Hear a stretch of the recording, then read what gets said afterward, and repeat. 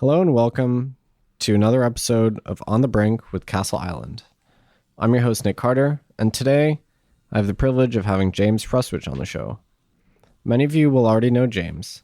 For those of you who don't, he's the founder of Summa, which is a startup building tools to connect blockchains like Bitcoin and Ethereum.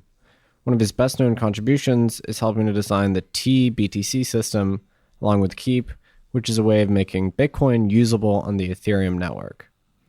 So far, cryptocurrencies have been relatively siloed, so whether or not these cross-chain swaps that James works on are successful is a critical question how the industry will develop and how these blockchains will come to relate to each other.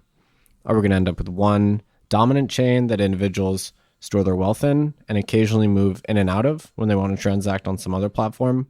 Or will we have a plurality of blockchains ending in some relative equilibrium? Or maybe cross-chain movement will end up being too cumbersome and the industry will consolidate to just one or two blockchains. So we brought James on because he's perfectly situated to answer these questions. The other reason we want to have him on is because he's a very unique perspective on the industry in that he actively participates in technical debates in Bitcoin, Ethereum, Zcash, and a handful of other blockchains. James has a great reputation for being relatively candid and forthright about some of the flaws with these technologies. And that's another reason we were excited to have him on. One of the objectives of this show, aside from technical discussions about cryptocurrency, is to explore the political implications of the rise of non-state money. And it's our belief at Castle Island that public blockchains are a new form of institution, granting individuals around the world access to a transparent, fair system of property rights, which are not dependent on the authority of any one state.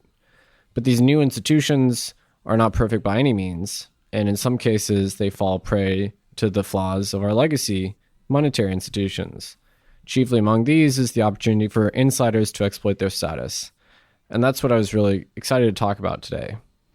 As monetary systems, cryptocurrencies like Bitcoin aim for predictability in issuance, and they aim to distribute new units fairly by making them costly to produce. The leadership, in theory, has no advantage when it comes to printing money. Many would claim that this is an improvement on existing monetary policy, which could be argued has led to a massive run-up in financial assets over the last decade. Since these are mostly owned by the wealthy, this has increased inequality in society. So cryptocurrencies claim to offer an alternative to this, but discretion still exists in those systems. Numerous examples exist of insiders exploiting their status. It's not always done maliciously or in a self-serving way, but it certainly poses the risk of delegitimizing these systems. James has really well-defined views on the topic and plenty of anecdotes to boot, which is why we're so glad to have him on today. I really enjoyed this conversation and hope you do too. Brought down by bad mortgage investments, Lehman, which has 25,000 employees, will be liquidated. The federal government loans American International Group, AIG, $85 billion. This is a different kind of market, and the Fed is asleep. The federal government is stepping in to stabilize Fannie Mae and Freddie Mac, the two mortgage giants that have been threatened by the housing crisis. The Bank of England has pumped £75 billion more into Britain's ailing economy with a new round of quantitative easing. You print a couple $1 trillion, and all of a sudden, people start to worry. So out of this worry, we have something called the Bitcoin. Welcome to the On the Brink podcast with Castle Island. I'm your host, Nick Carter, and I have before me James Prestwich. Welcome, James. How's it going, Nick? Thank you for being on the show. It is a privilege to have you on. It's good to be here. This office has a nice view. It does. We're looking at Cambridge right now. So James is the founder of Summa, which is a company that builds custom-built interoperability solutions. And if you don't know what that is, you will learn in the following hour. He is one of the creators of the Cross-Chain Group, formerly of Storage, and he is just generally speaking highly interdisciplinary in crypto, very lucid, very sanguine about cryptocurrency, and not afraid to voice his opinions, which is part of the reason I'm so thrilled to have him on the show today. Now you're making me a little afraid to voice my opinions. You're talking me up too much, Nick. Now you have to. So, James, thank you for being on one of the very first episodes of On the Brink with Castle Island. We're very excited. Let's start off by talking about Summa, your main thing. How would you describe Summa to an outsider that doesn't know a lot about crypto? So we work on making the existing coins interoperable with each other. So you have Bitcoin, which most people have heard of. You have Ethereum, which very few people outside crypto have heard of. We're trying to take these things and make them play nicely, remove the walls between the gardens, and generally like improve the state of the crypto ecosystem. Is the main chains you connect are Bitcoin and Ethereum? Right now, we have current projects with Zcash and Cosmos. So we're actually working with the companies and foundations behind those chains to bring Bitcoin to Cosmos, to hopefully bring Zcash to Cosmos and Ethereum. What is the importance of connecting chains to each other? We're trying to build a financial ecosystem, and we've just put all of our money in different boxes and spread those boxes out. We can't actually like transact from Bitcoin to Ether. If you have Ether and I have Bitcoins, there's really nothing we can do together today. That doesn't sound like a very good payment system or financial system or really any kind of system. So you're proposing a better world where we don't just yell at each other all day and try and destroy the other chain, and we perhaps one day even cooperate. You can still yell at each other. That's pretty fun. But crucially, we'll be able to transact. We'll be able to cooperate if we want to. Across chains. And so my understanding of cross-chain swaps is that they're still somewhat niche and in the R&D stage. In 5 years' time, do you believe that these will be a very popular product and a way to realistically convey value between chains? We're really optimistic about it. The existing like cross-chain swaps have all been based on the atomic swap, which was discovered around like 2012 or 2013, if I recall correctly, by a guy named Tier Nolan, or a guy who calls himself Tier Nolan on the Bitcoin Talk forums. So the Tier Nolan swap has a lot of downsides, and we think like a lot of the new relayed and SPV-based constructions remove the downsides and make this actually worth using. The main swap that you propose is not atomic. It is a SPV swap. Is that the correct nomenclature? Yes, we call it SPV swaps or relayed swaps. SPV is an old Bitcoin acronym, and don't worry about what it means. But basically, it's running a light client for Bitcoin in Ethereum. Okay, maybe for the benefit of the non-experts, could you describe it in not the simplest possible terms, but the intermediate terms? Okay, so a blockchain is supposed to create this like history of what has happened. And for proof of work, the rule is that you follow the heaviest valid chain. Okay, and so full nodes will follow the heaviest chain, check all of the validity rules on everything. So every transaction in that chain must be valid. A light client follows the heaviest chain, but does not check validity for everything. It only looks at small portions of the chain. And so it's much, much cheaper to run a light client, but you're kind of making this assumption that the chain is valid. So you're kind of assuming that miners will not mine invalid blocks, which is often a safe assumption, but it's definitely weaker security than a full node. So what would be the way to interfere if you were a miner and you were really intent on interfering with the system? If 51% of the miners decided to extend an invalid chain, all light clients would break. This includes almost every wallet out there, like your Electrum. So if miners were to start doing that, like it would break a lot of the ecosystem at the same time. Because despite the cautionary warnings of Bitcoin developers, SPV is still fairly popular. Yeah, most people I know use light wallets or just fully custodial solutions. And a wallet where the transaction is actually broadcast by the servers of whoever is running it, would you call that light, or is that sort of trusted? There's a lot of different trade-offs here. It really depends on, are you sending this to one server, multiple servers? There's room for good light wallets that have little trust for the servers, but there's not room for light wallets that have no trust for the servers. For that, you need to run a full node.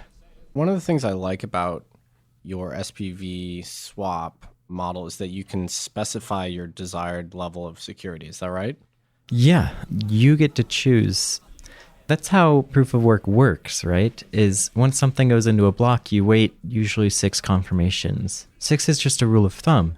Really, you're waiting for an amount of security that you feel comfortable with. And so because we're running a light client in Ethereum for Bitcoin, You get the same choice within the stateless swap construction. So you can select an arbitrary number of confirmations worth of security and attain peace of mind that way. Yep. Right now, I think we have like hard limits on something like 30 or 40 confirmations. I'm thinking about bringing that up to 100. And ultimately, it depends on how large the swaps end up being, whether people want those monster 100+ confirmation conditions. Yep. It does get more expensive the more confirmations you're waiting, but we're working on relays right now that bring the costs down an awful lot. I think our current relay design saves something like 90% of the gas off of the original BTC relay. So this is an interesting topic because, as you may know, we had a $1 billion Bitcoin transaction yesterday, and it kicked off a firestorm, similar to when Binance was speculating about incentivizing miners to roll back a transaction, which was a theft from Binance, which kicked off a firestorm. I remember that incident very well. Yeah, those were some good times. People got very angry at me. They did, and yesterday was no exception. People were angry again, not at you this time, but just in general, because as it turns out, we still don't have a good model in Bitcoin for when a transaction is final. And in fact, the whole Bitcoin model is predicated on the fact that there is no absolute finality, because that could be relatively brittle, so to speak. And so Bitcoin prides this malleability over certainty, which people do not like. It's really interesting to me because I really believe in that, is that hypothetically we could reorg Bitcoin from Genesis.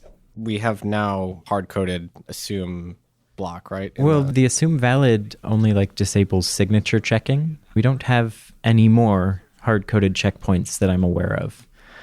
So we have places where we assume all of the signatures before this block are valid, because validating signatures is the expensive part of syncing a chain. So we can save some cost in syncing, but as far as I know, we don't have checkpoints. I may be wrong about that. Ethereum definitely has checkpoints. Yeah, there's many things that are called checkpoints, and it tends to cause rancor whenever they're brought up. Yeah, but as I was saying, like, I really like that aspect of proof of work, is that we follow this very high level, very general, like very simple set of rules, and it creates consensus.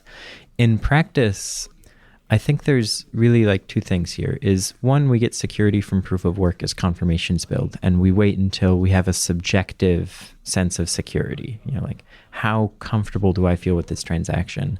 But two, when we were talking about the Binance thing, people came out of the woodwork to say that Bitcoin should never allow a reorg of longer than, well, people had different opinions, but longer than 10 or 50 blocks.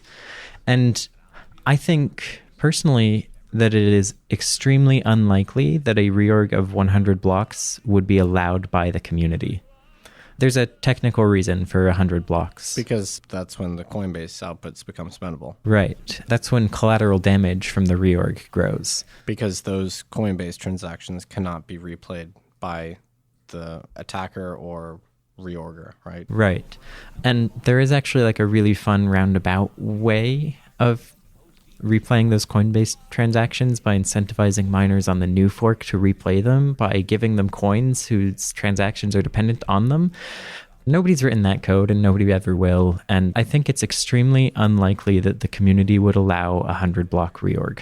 I think so too. I mean, the chaos it would cause by most likely stripping miners of their hard-earned Coinbase rewards would be catastrophic. And the collateral damage from those Coinbase rewards having been spent already, because each of the Coinbase reorgs that are wiped from existence would have child transactions that would also be wiped from existence. And so it kind of fans out and affects more and more people. And it happens not because of a double spend or a purposeful attack, just because the long reorg caused accidental collateral damage. But in your mind, is it a virtuous feature of Bitcoin that we have this convergence, even if it can cause pain in kind of the short term? I think that Bitcoin's security is rooted in its community and in social consensus around what the rules are.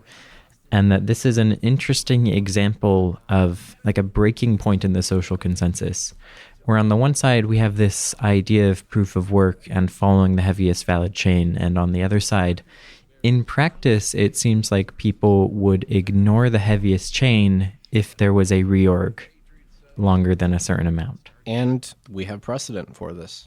This happened. Yeah, these long reorgs have been engineered in the past around the 0.7 to 0.8 consensus failure and around the inflation bug before that. So we have this like interesting fallback to social consensus, but it's not clear that the community has rules for how to handle this. So it seems like a friction point for Bitcoin social consensus, and things probably get a little unpredictable if it ever happens. Yeah, that's something that makes me nervous. Not that I think it's likely for a long reorg to occur, but in the case that it did, that the community has not, maybe even it's a little contentious to say there is a community. Some people would deny that as well. There is definitely a group of people who run Bitcoin full nodes. Yes. And so the thing that makes me nervous is that there is no really agreed upon contingency plan one way or the other. As you say, it is likely that there would be some resistance to a very, very deep reorg, which would be manufactured in the social layer. But that is not codified in any way. Right. And a lot of the actual outcome would depend on what the major custodial systems do.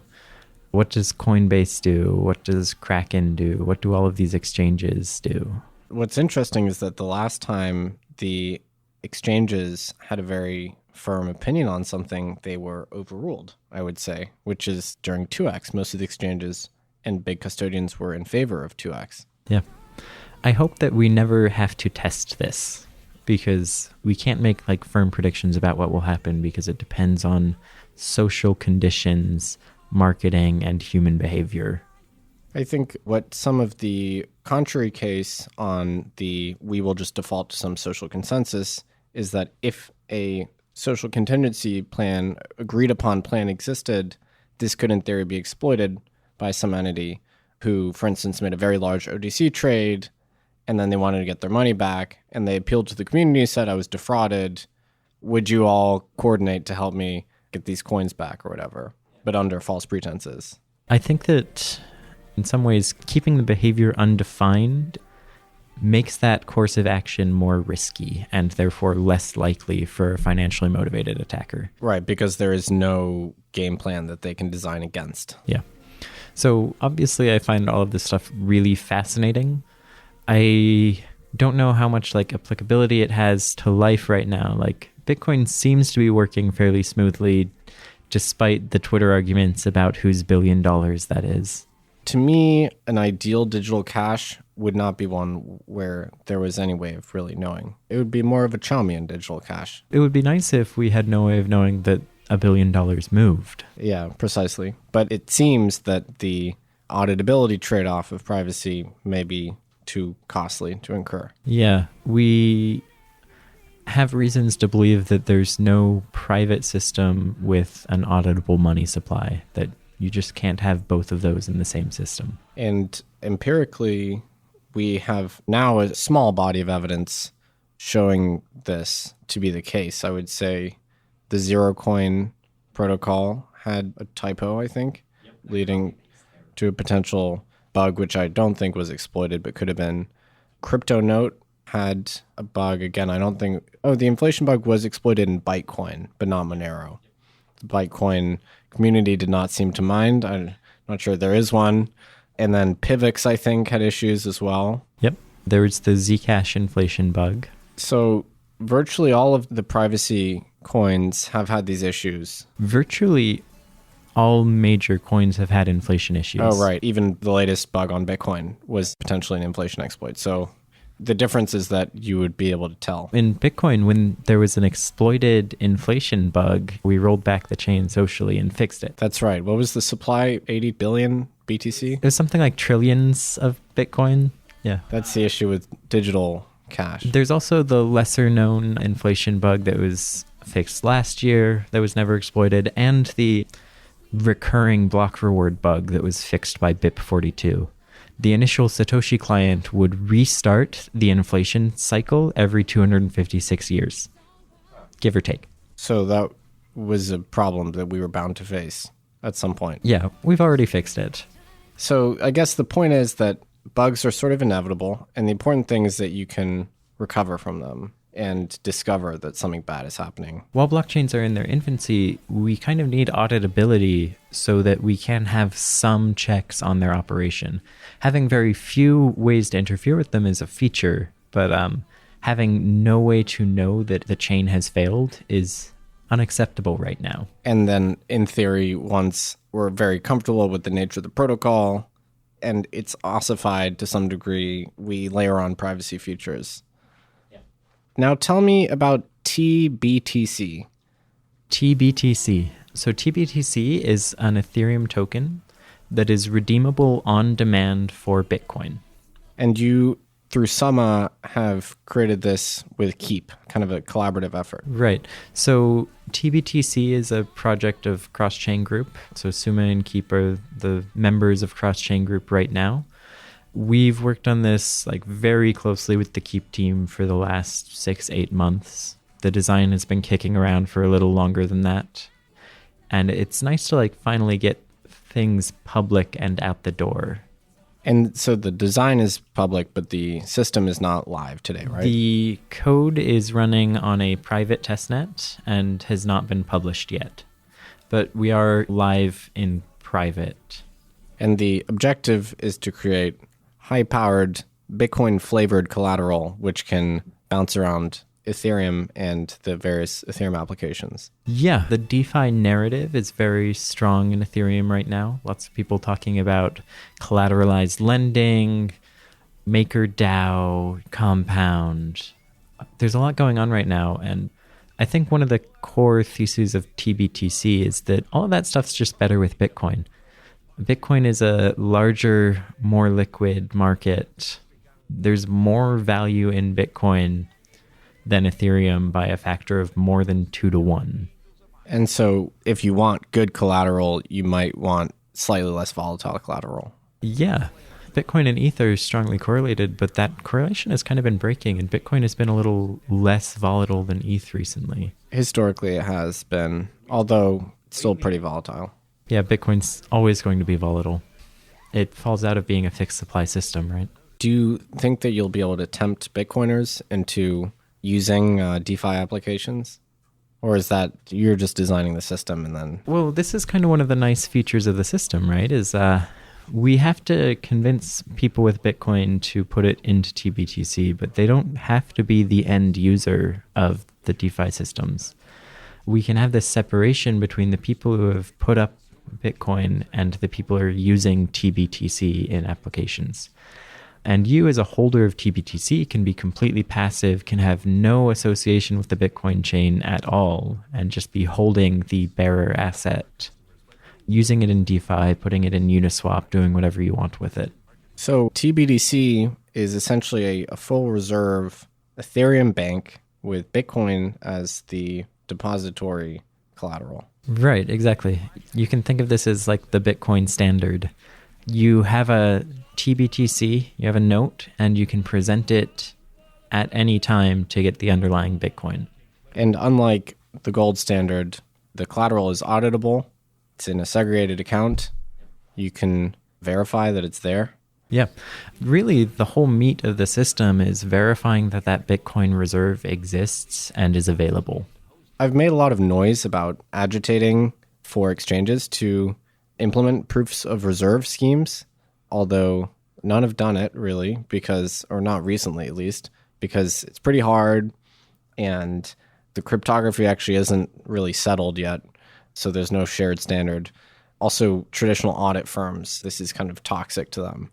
So I guess the alternative potentially, if we do believe in this vision of high-powered auditable collateral, would be a crypto-native solution like this, as opposed to trying to bolt proofs of reserves onto an exchange, but they're using a whole bunch of other processes than just blockchains. Yeah, I think that there's a lot of like interesting traditional processes that can be automated this way. TBTC is essentially an automated proof of reserve system. That's music to my ears. So going back, well, I guess still on the topic of interoperability, has been a very popular buzzword over the last couple of years. And there's a few different approaches to interop. So you have I call them interop within a walled garden, which may be a little bit uncharitable. So you have the Cosmos and the Polkadot model where they're sort of fit for purpose, but they require a lot of work upfront to get people into the ecosystem. And then the interop is less frictional. And it's only within the ecosystem.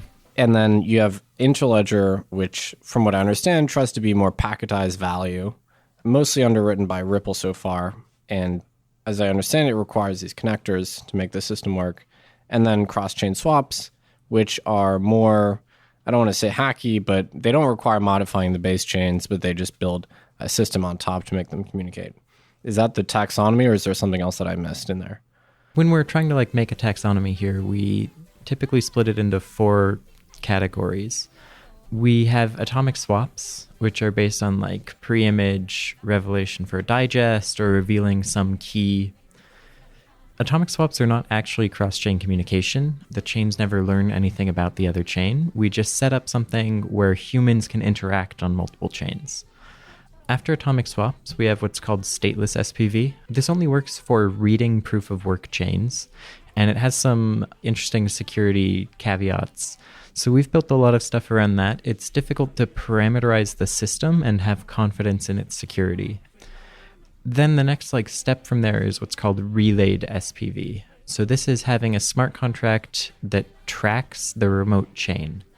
If you want to get pretty technical about it, this is when the local state is dependent on the remote chain's fork choice rule. So my contract state is dependent on Bitcoin's consensus process. And then the inverse of that is merged consensus. And that's when my fork choice rule is dependent on remote state. So Cosmos is an example of relayed SPV. All of these zones are watching each other's consensus protocol. And IBC is a standard way of doing that. Polkadot is more of an example of the merged consensus, where the local parachain is supposed to be following the central chain. The jargon is getting decidedly heavy at this point. Yeah, I'm sorry. Has there been no effort to harmonize the jargon among the different interop protocols? No. And then sidechains are an example of merged consensus as well. Is the sidechain is following the parent chain. Yeah, I guess I did omit sidechains initially. Why would you say they appear to have really declined in popularity in the last couple of years? Well, we haven't really had strong use cases for them. And as Blockstream and others found out, they're a lot harder to make than they appeared at first. Is the reason because you just fundamentally cannot trust miners and you have to place an unacceptable level of trust in miners? Initially, it looked like we could do sidechains with economic guarantees, which is what we want. If we can't get cryptographic guarantees, economic guarantees are the next best thing.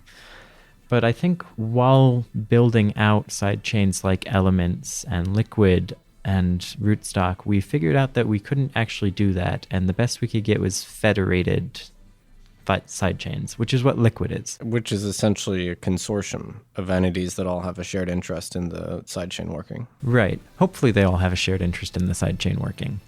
But a lot of the security model reduces to an 11 of 15 multisig. And so sidechains, the use cases never really materialized. The tech ended up being harder to build and have worse security guarantees than we thought. I think in the future, we'll see more development and innovation here. You have Paul Stork pushing for drive chains, which would move us more towards economic guarantees than where we are now. I've been waiting. I think many of us have been waiting with bated breath. We will probably continue waiting with bated breath. Although it's actually under active development right now. Right? Yeah. And if you look at Rootstock, they were able to get essentially a soft fork. It's a little complex to explain what it is, but they were able to get a commitment to the rootstock chain into the Coinbase transaction of many miners. Same as Namecoin, right? Back in the day. Did they get a commitment into the Coinbase, or did they get... Anyways, that aside. Rootstock was able to convince miners to embed information reliably into Bitcoin. And so we might actually see more like miner-driven soft forks to add these things if there is a compelling reason to do so. So let's say that some form of cross-chain swaps or genuine interop solution becomes ubiquitous, successful, widely used. I guess there's two theories of how this might actually affect the balance of power among these protocols. One, call it monetary pluralism, whereby network effects are actually obliterated because it's so frictionless to move into whatever protocol you want that you have a good number of competing chains. And then the other is that, well, actually monetary monism, whereby you have one super dominant protocol and people use the swaps to move for a short period of time into alternate protocols, but then hurry back into the preferred SOV protocol. So both of those are pretty cartoonish, but which would you say is more likely? I lean towards monism here. This is assuming that we have a well-developed and ubiquitous swaps function. Yeah, we're working on it. The reason I think that is, it is not possible to remove friction from financial transactions. If you look at financial transactions, whether it's payments, markets, whatever, the less friction there is, the more slippage there is. Like, always. It may be hidden from you like it is in credit card transactions. It may be brokerage fees that you pay. But the easier it is to make a transaction, the more you are going to pay for it. So you think what's likely is that we end up with one larger chain? I just kind of reject the idea that we can have completely frictionless transfer of value between two assets. So the premise was unsound. Yeah, I think the premise there is unsound, and that leads me to reject the conclusion. Well, that's some solid reasoning. I can't argue with that. So for everybody that's listening, James has this great blog called Prestwich.ch. So it's technically a Swiss blog, Confederation Helvetica, I think. And yes, that is just my last name with a dot. So it just so happens that there's this great top-level domain that you can get, which is .ch, and it gives James just a great domain for his blog. So the blog, there's a lot of different topics in there, but one thing that James does is he finds all this incredibly arcane esoterica from Bitcoin and other cryptocurrencies and meticulously documents it. And one of the most interesting blogs is all about standardness in Bitcoin and some of the really strange and arbitrary rules that are in there, which were hitherto undocumented, from what I understand. Yeah, I did an okay job of documenting them, but there's really a lot there. I guess if we want to talk about this, we should start by explaining what standardness is and why it's important.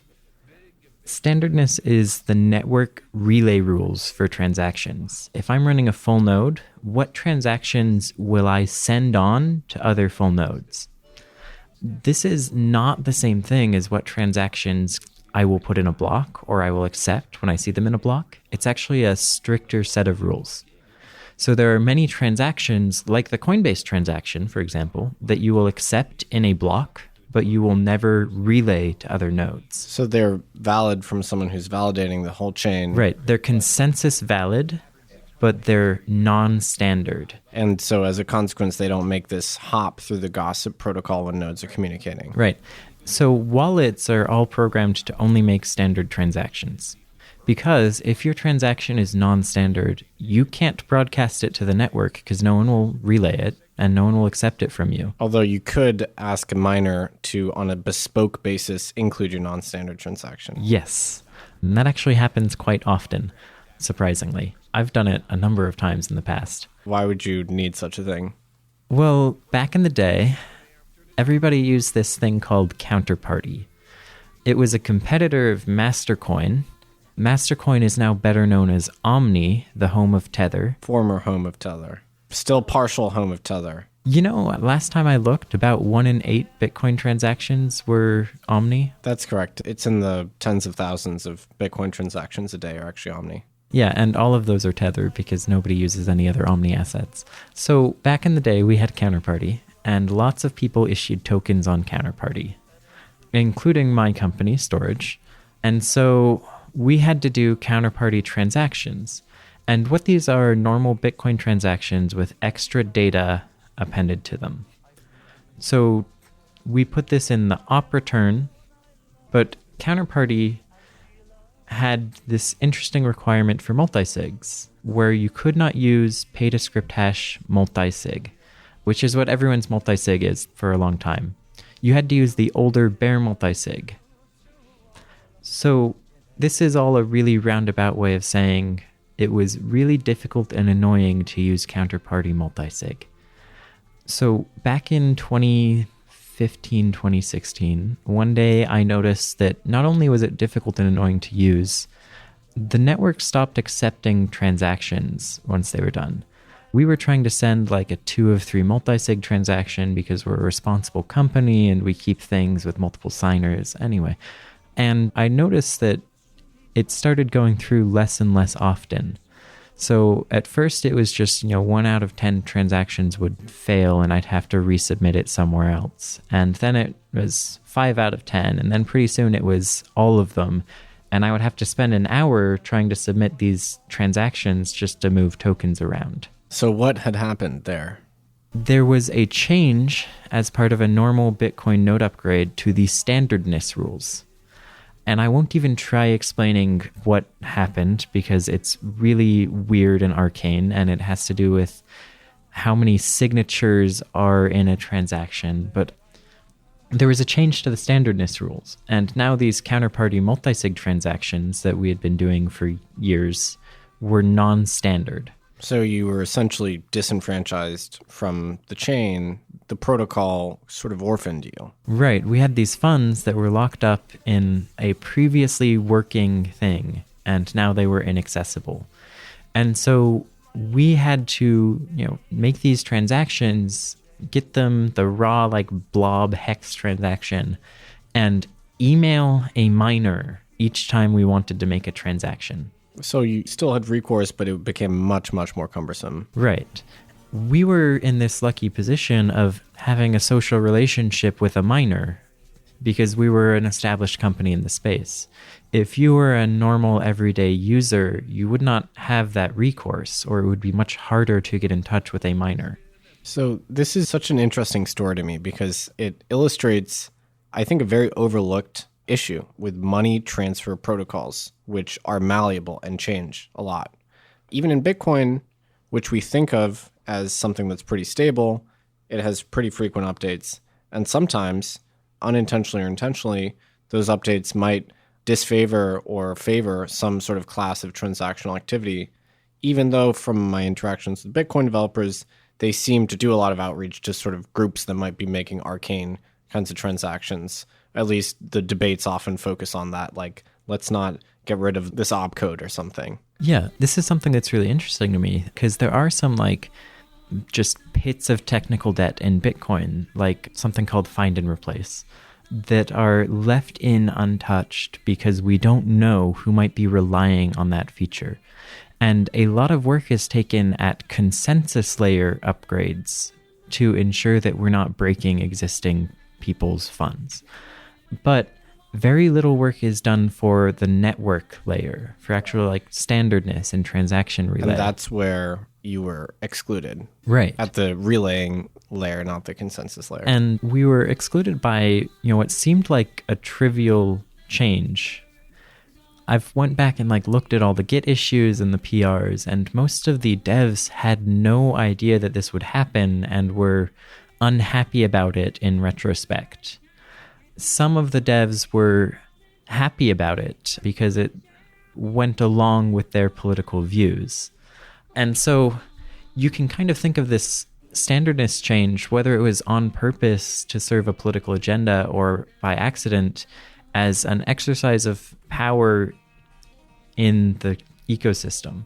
Just the ability to change the default software in an extremely minor way that people thought was trivial, changed the political landscape of the chain, resulted in essentially the abandonment of Counterparty by many different projects over the next year and a half, which of course contributed to the rise in Ethereum tokens because there was no viable token platform on Bitcoin.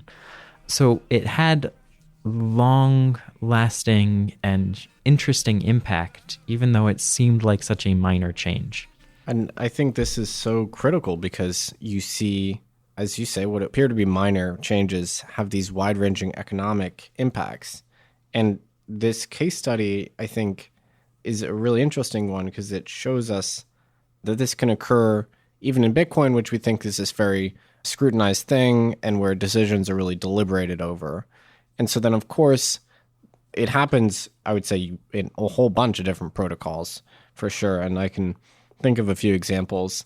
Probably the most famous example of developers being accused of using their discretion to advance an economic agenda is, of course, the block size debate, right? Where the consequences are very evident. If you had a business which was dependent on low fees, you have an interest in block size being greater. And if you didn't have that interest. And this isn't just a feature of Bitcoin. I think if you have a monetary protocol which is conveying billions of dollars a day, there are going to be so many competing interests from startups and incumbents that all would seek to shape the protocol in a certain way that benefits them. And we have a word for this, which is just lobbying. And it happens in government, of course. It's considered a bug, but kind of a necessary one. Something that people don't realize is that lots of congressmen actually rely on lobbyists to help them write bills because the lobbyists are the subject matter experts a lot of the time. So to me, I would say that many blockchains are actually really vulnerable to capture and to lobbying. Most obviously the ones that have a pool of capital which is protocol derived, probably. That's a very pure way in which economic interests can be installed. Right. And it's really interesting to observe this in practice and to be involved in the governance process of multiple chains. We're involved in multiple EIPs that are going into the next Ethereum hard fork. We're involved in a ZIP that we hope to get into either this Zcash hard fork or the next one. And, we keep in touch with the developers of many different chains. It's interesting just how much lobbying, how much capture exists in governance for these software projects. And I would say outsiders do not realize the extent to which this occurs. Definitely. Even people like me are not aware of the politics that happen at the core development level. And I think there's a big incentive to actually keep these things quiet because you don't want there to be a common understanding that this is a technocracy much of the time. Yeah. We talk about tyranny of structurelessness is chains like Ethereum have not put in a rigid governance structure. And that means that they get captured by whoever shows up and has an interest and works on things. With arguably ProgPow is a good example. I'm not saying of capture, but just the people that care the most about it are the ones that show up, right? Yeah, and capture is a really strong word. Generally speaking, everyone that I've interacted with in Ethereum, in Zcash, in other chains, is working for what they genuinely believe to be the betterment of the protocol. And ProgPow definitely falls under that umbrella. But if you make the protocol very sensitive to the kind of short and medium term desires of the economic actors, you may well be optimizing for entirely the wrong things. Right, definitely. And especially in complex chains like Ethereum, we're adding precompiles, we're adjusting gas costs, and those things have direct effects on what applications are viable to run on Ethereum. And so the EIP process is, in a way, exercising editorial control over what you're strongly encouraged and strongly discouraged to do with the chain. Right now, we're seeing a decrease in the gas cost of data, so large transactions in Ethereum are getting cheaper. We expect to see increases in storage access and storage reads and storage writes in Ethereum. So if certain applications are going to get more expensive, it's interesting to see the process in action and know that everyone is trying to work to improve the chain and make it more useful. but the changes that are being made serve specific use cases rather than necessarily the public good. So I think this is really the most critical question here. Does catering to these individual use cases mean that developers are over-optimizing early on, or is it nevertheless useful market feedback in kind of evolutionary sense? This is information that the protocol then subsequently encodes. I think because there are so few users, it's probably over-optimizing right now. The governance process is sensitive to the people who show up and have a voice, and right now that means engineers and not end users. As an engineer, we have very few end users, and so we're catering the protocol to the needs of the early engineers, and that might negatively impact actual adoption and actual future users. We don't know yet. Right. But it's interesting building for a future where the subsequent usage is unknown at present. Yes, we don't know what Ethereum is going to be used for in 6 months. So not the easiest problem. Right. And a lot of the times, having more rigid governance structures is not any better. It just gives more rules for the game. And I suppose I definitely agree there. And the interesting thing with Bitcoin is that there is this assertion that there is no governance in Bitcoin, which I think is false.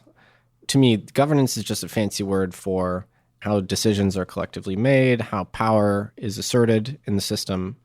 And so clearly, given the Bitcoin changes, there is power. Different individuals have different ability to force through various changes, although there is this good separation of powers, I would say, between miners, developers, the various economic nodes, and so on.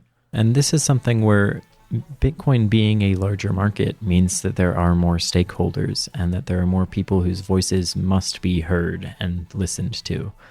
But within like Bitcoin technical changes, those technical changes aren't just like the manifest will of all Bitcoiners. It's like individuals wanted those and did the work of navigating the governance process to get them. Yeah, and it always kind of cracks me up when some developers will talk about the will of the people in Rousseauian terms, you know, as if they had consulted this mass populace. Whereas, in fact, it often comes down to what a handful of individuals want and have the ability to do. Yeah.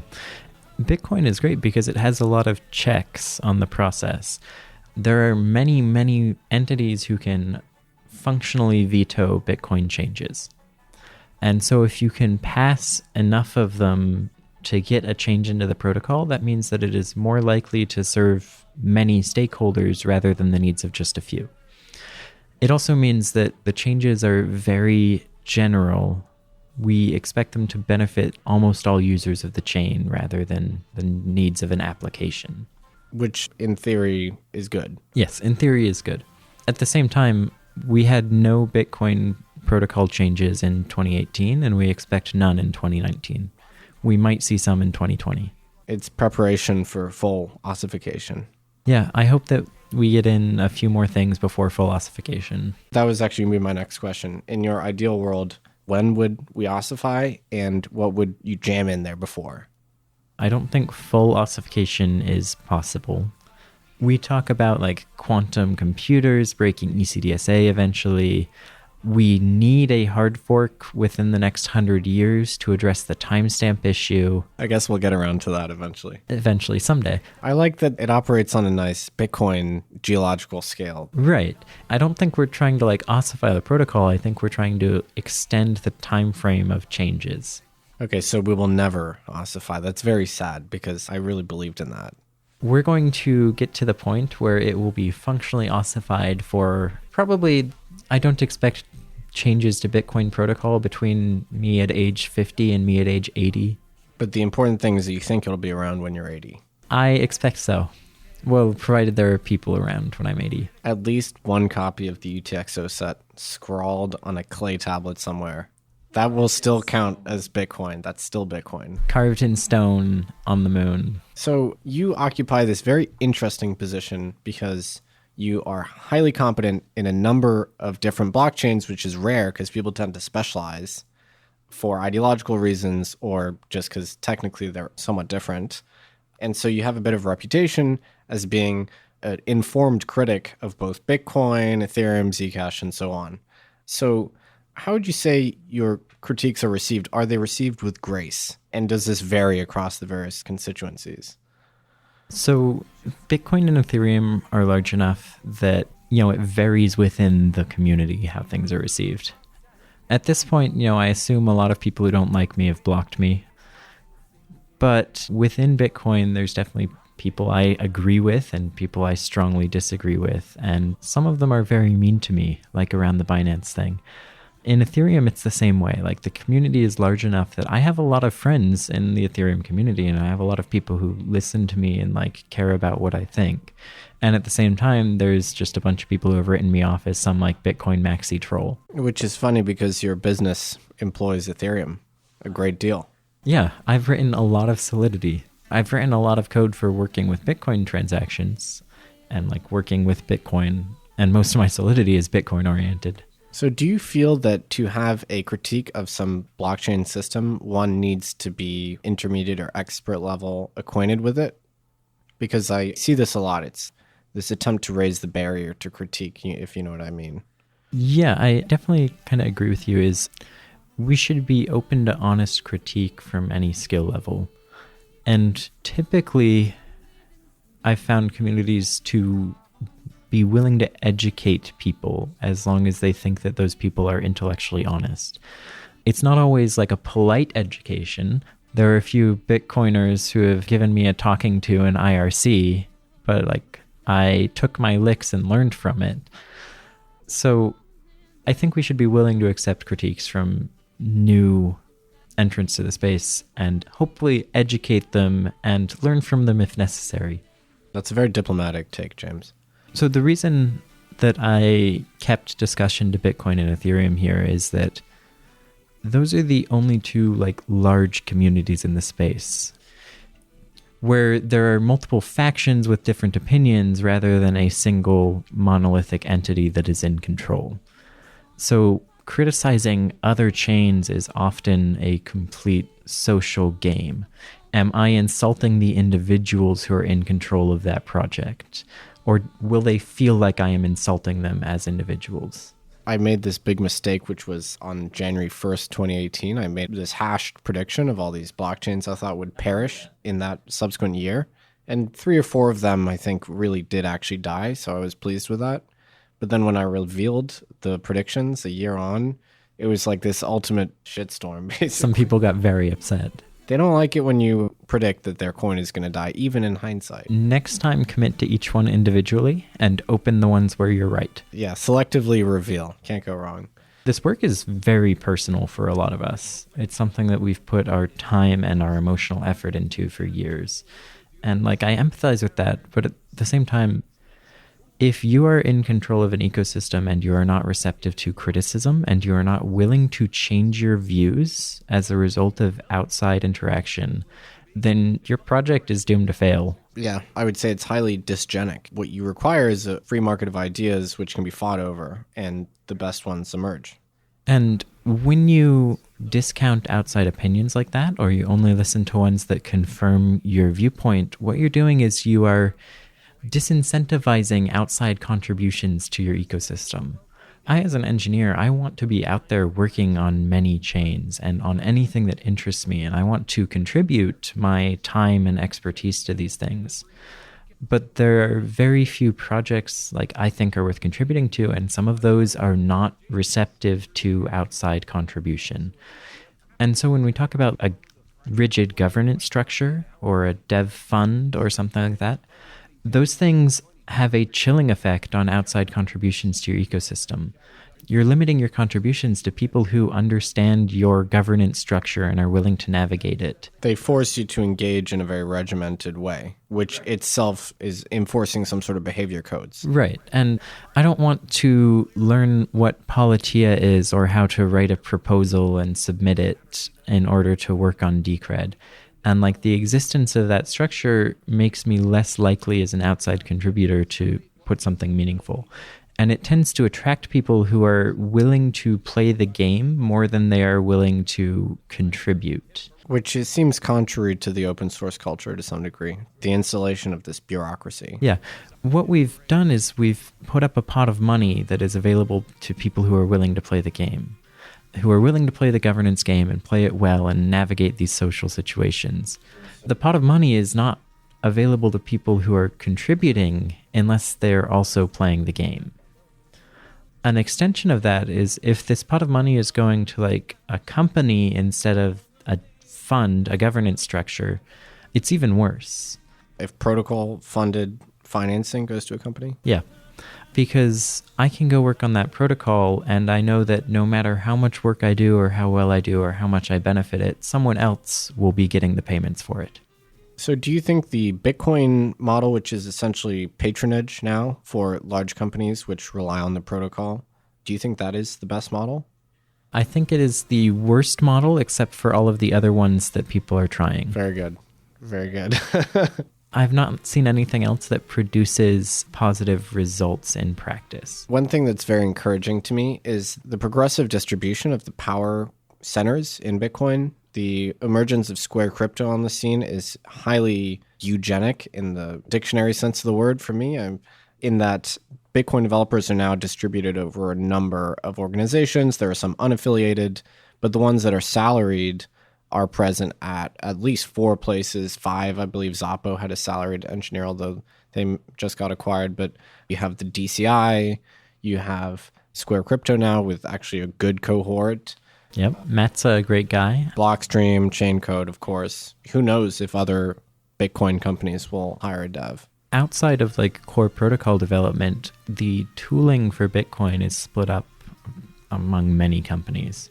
We've worked on a lot of tooling, but there's Lightning working on BTCD. You've got Purse working on the Node.js ecosystem. There are many different like economic interests that are making Bitcoin easier to use. So I think the way we're going to wrap this up is with some social and political commentary, but looking outside of the crypto industry. This podcast is on the brink. Matt and I believe that we are on the brink of a potentially new financial system, which is fairer maybe in some ways, although having listened to this podcast, you may not think it will be any fairer. And what do you think the most significant effect of crypto on society will be in the next decade? You talked about this being a fairer system, and really one of the main benefits here is that individuals can still participate meaningfully in this system. Whoever you are listening can go out and you can involve yourself in the Bitcoin governance process and you can have an effect on it. And you can run a full node and you can participate directly in verifying the rules of this system. We are still young enough that anyone who wants to can go and do that. And that, I think, is inherently a better system and has an impact on society. Some of my interest is in keeping it that way as long as possible. I totally agree. Compare the cost of a gold full node, so to speak, which is a really fun exercise. What does it take to verify some inbound gold payment you receive? I don't know that much chemistry. So I actually looked into it, and you can do it with just like a jug of water and some math to find out the density. Okay. The old The Greeks had it figured out. But actually, you can trick someone by having a gold bar, which is full of tungsten, which is the best metal, by the way. Shout out tungsten. Tungsten maximalism. Because tungsten has essentially the same density as gold. So what you really need is a penetrating machine. There's this thing called an XRF spectrometer, which you have to buy, which can actually, I don't know, it's like a radio wave or something, which can tell you if it's gold or not. So that's the equivalent of a full node, but it's pretty hard to use. I think it costs about $5,000. Compare that to a Bitcoin full node, which tells you not only the integrity of the Bitcoin you're receiving, but also the integrity of all the Bitcoin in the world. That's pretty good. It's doing okay. I don't think that we've had the option to participate in systems like this before. It seems new. I don't have $5,000 spare to spend on a XRF spectrometer. Maybe we should get one. So, do you believe that there are non-monetary applications of blockchains? All we've talked today about is monetary applications. Do you think there is scope? I mean, you worked at storage, so maybe the answer is clear, but do you think there's scope for non-monetary blockchains? I'm open to that possibility. I'm still tracking like a number of storage projects and other things. We are 10 years into this and we have not seen benefits materialize from a lot of these things. So if anyone pitches you a non-monetary application, you should be more skeptical of it than of monetary applications. Yeah, that's probably my stance as well. And lastly, I know we've discussed a few overlooked issues, but what would you say is the most significant issue in crypto today, which is not really being discussed? We've talked about this a little bit, but there are very, very few users of crypto. And we're all throwing like money around on companies and startups, and there was the token bubble, and none of that has like panned out. The significant issue is that, we're all kind of in denial about how like mediocre things are going. James, this is meant to be uplifting. You asked me about a significant issue. It's not like an uplifting topic here, Nick. So the issue is that there are no users and no applications, and things aren't going as good as we thought.